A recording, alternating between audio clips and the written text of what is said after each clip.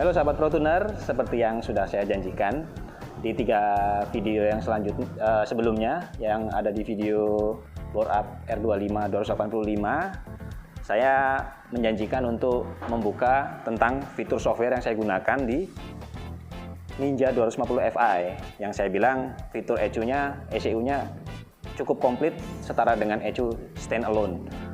Jadi ini saya jelaskan tentang software yang saya gunakan. Software yang saya gunakan adalah Wallis Racing dari Australia. Jadi dulu saya membeli software ini sekitar $500 di luar bin file definition. Bin file definition itu adalah sebuah kunci.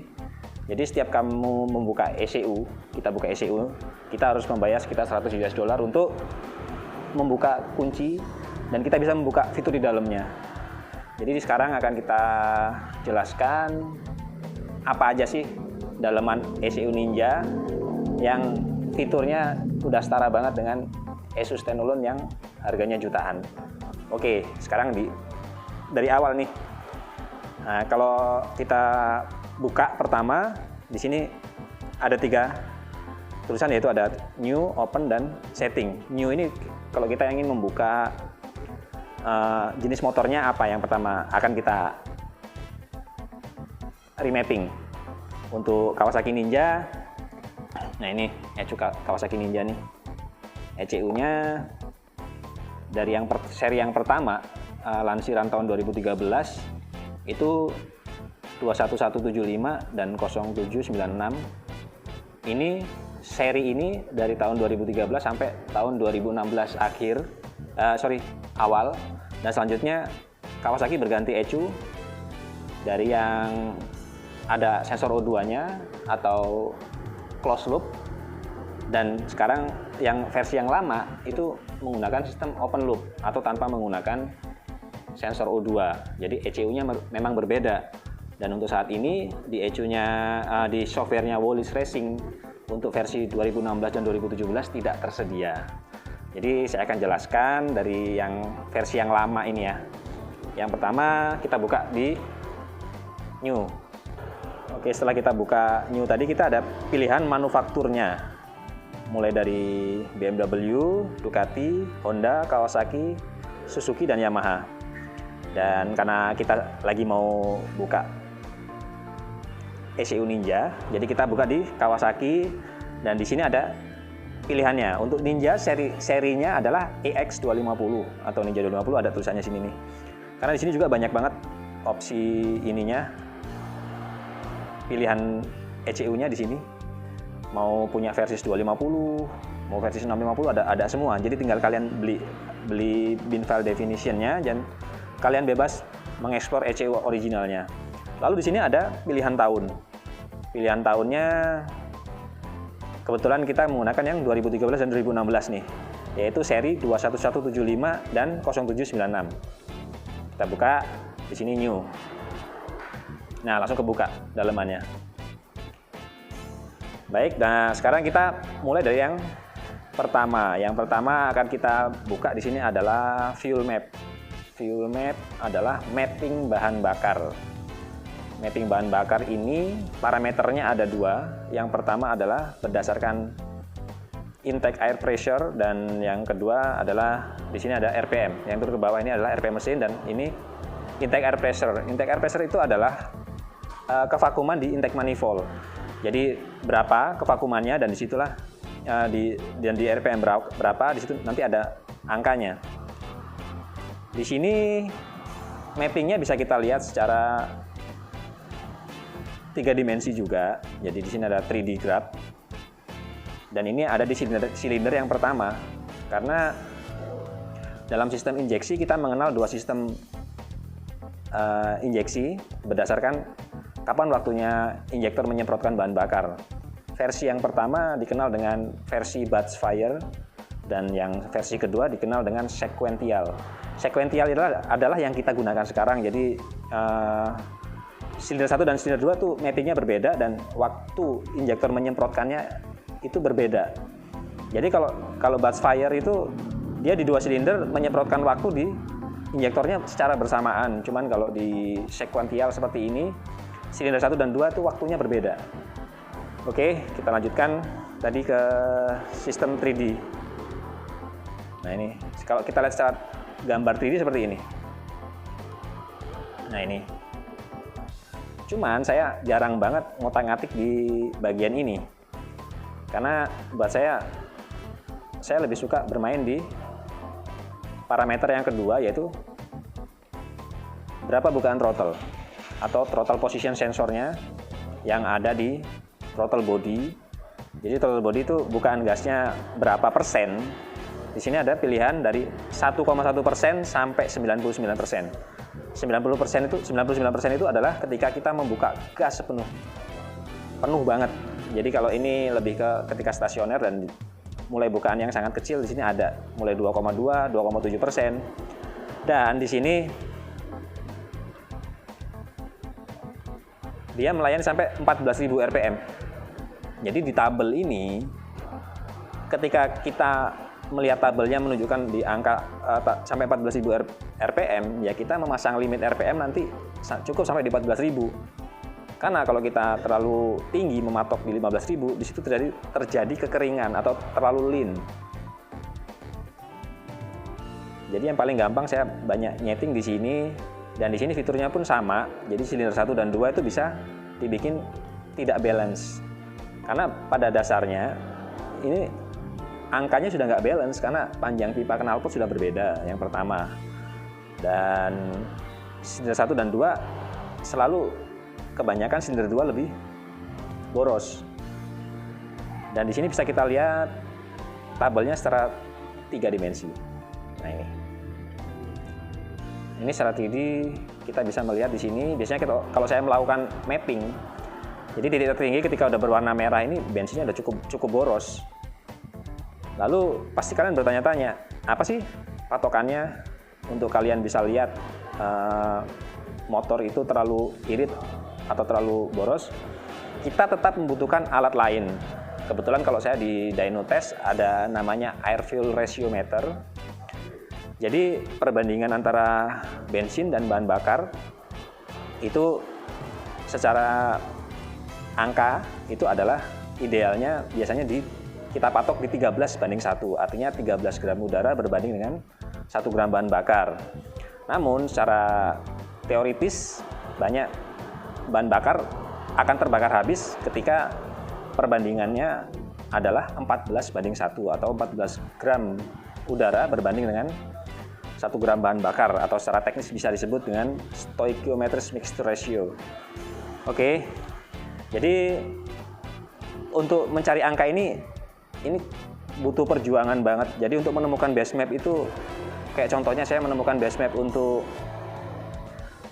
mesin bore up saya yang Ninja saya upgrade jadi 320 cc. Saya hampir 3 bulan menemukan mapping yang paling sempurna untuk motor itu. Dan untuk setiap spek itu rata-rata memakan waktu seperti itu, antara 1 sampai 2 bulan. Karena memerlukan tes jalan, karena temperatur di dalam ruang dyno dengan temperatur di udara di luar itu berbeda. Juga altitude, kita harus ngecek ketinggian dari permukaan laut, seperti ketika kita berada di daerah yang tinggi, itu pasti akan berbeda. Jadi pengujian ini butuh waktu lumayan, karena nggak cuman kita mapping di tempat, cuman kita harus tes jalan. Oke, itu tentang fuel map. Oke, bagian yang kedua yang akan saya jelaskan adalah tentang ignition map. Ignition adalah pengapian.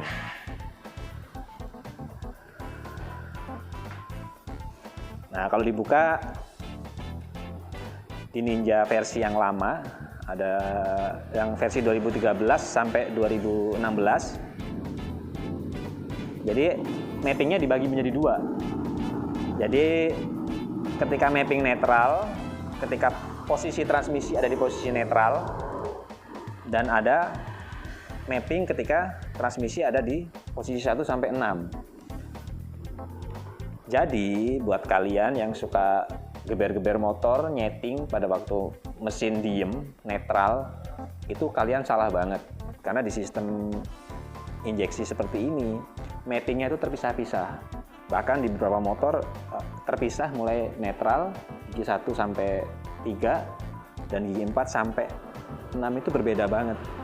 Jadi kalau kalian mapping di posisi motor diem dan ketika nanti berjalan, pasti mappingnya berbeda. Jadi bisa dilihat ya di sini ya. Kita lihat di posisi netral nih, mappingnya low banget nih. Ini waktu pengapiannya di RPM yang paling tinggi aja bisa kita lihat di sini. Itu 35 derajat sebelum titik mati atas atau top dead centernya. Dan ketika kita lihat di posisi gigi 1 sampai 6 itu lebih tinggi.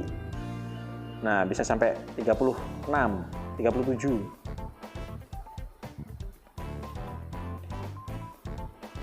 Dan di sini pun waktu pengapian bisa kita pisah menjadi 2. Antara silinder 1 dan 2 berbeda.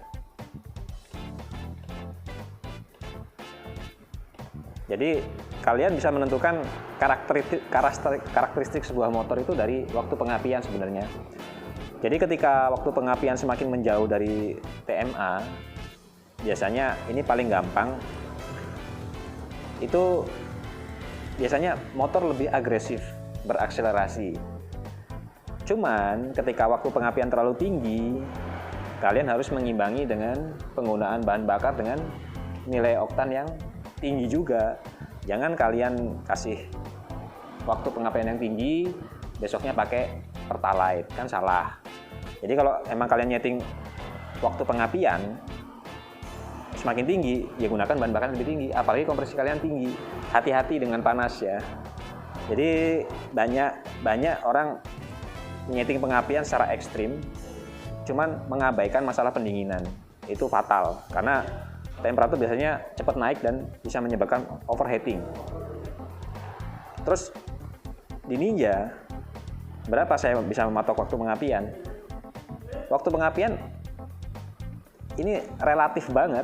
Jadi kalau misalnya kayak di Ninja 250 Fi yang kompresi standar, itu kompresi standarnya sih 11,3 banding 1. Saya mematok pengapian berani sampai berapa? Sampai 40 derajat sebelum titik mati atas. Dan di sini kita juga bisa melihat secara 3 dimensi. Nih. Jadi bisa kita lihat kalau di sini titik di mana titik pengapian tertinggi. Di zona merah ini adalah motor sangat kuat, membutuhkan akselerasi yang kuat banget.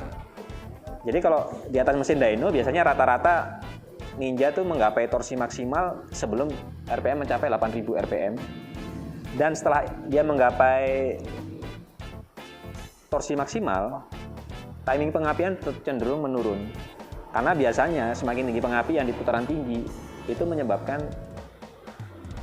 mesin juga larinya tertahan.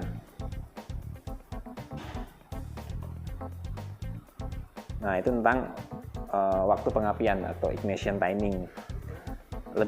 Lebih spesifiknya lagi nanti ada ignition duel. Ignition duel itu berapa lama busi membersihkan api, itu bisa disetting juga di sini. Kan canggih banget kan? Oke.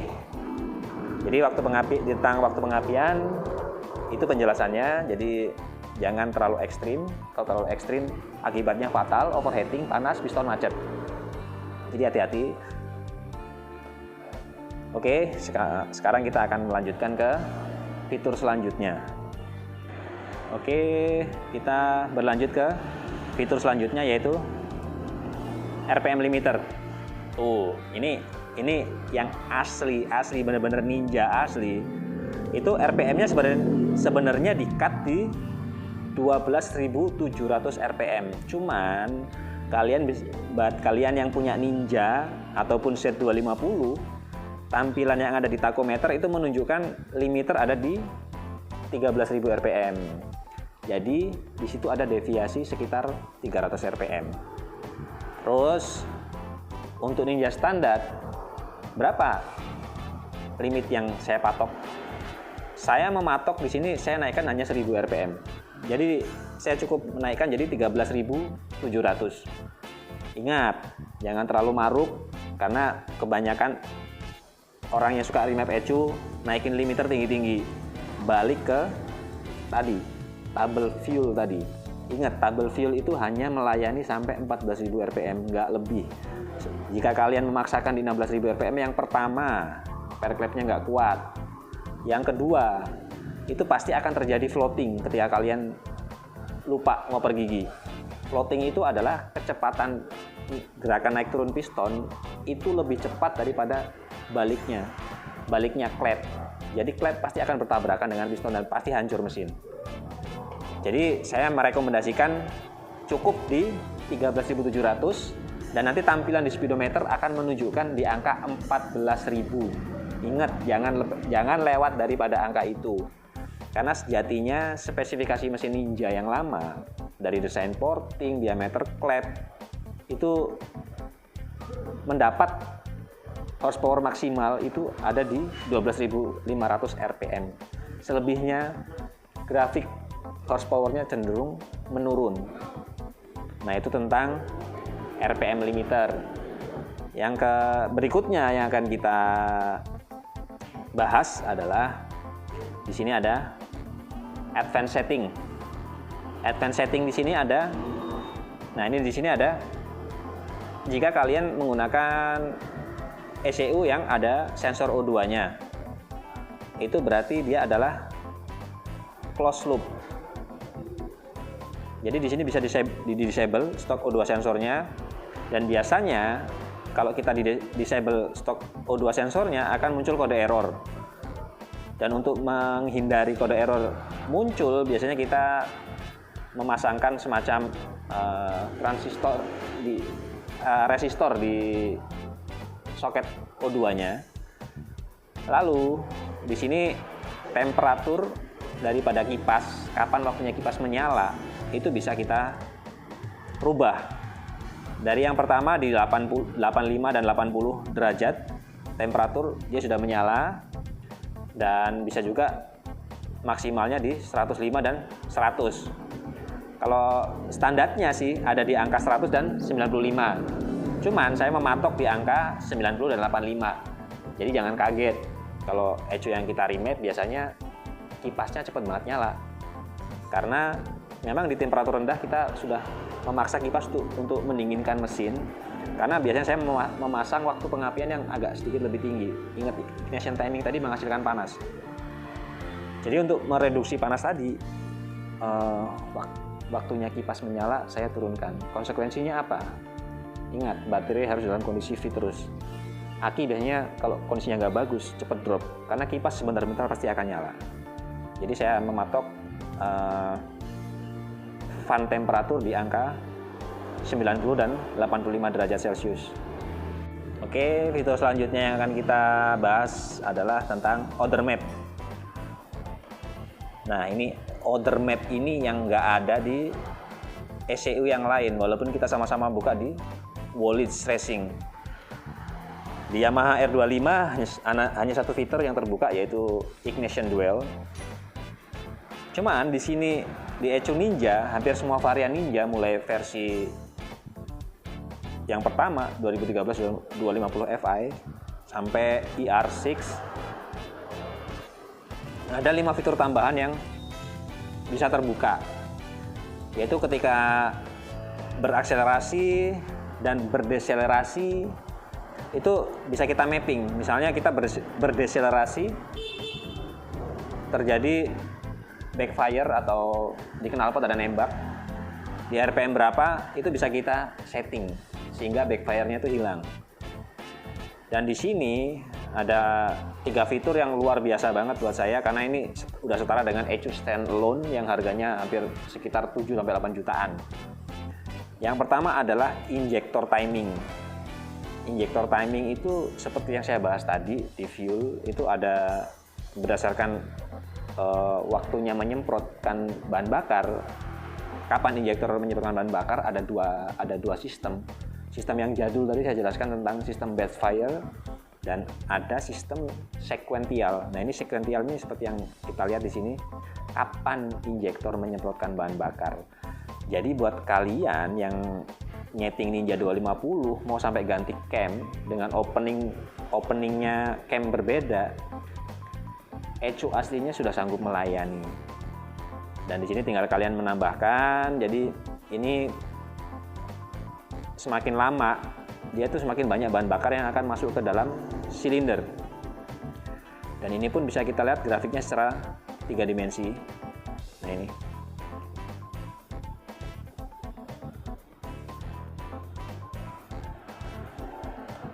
Nah ini fitur injector timing.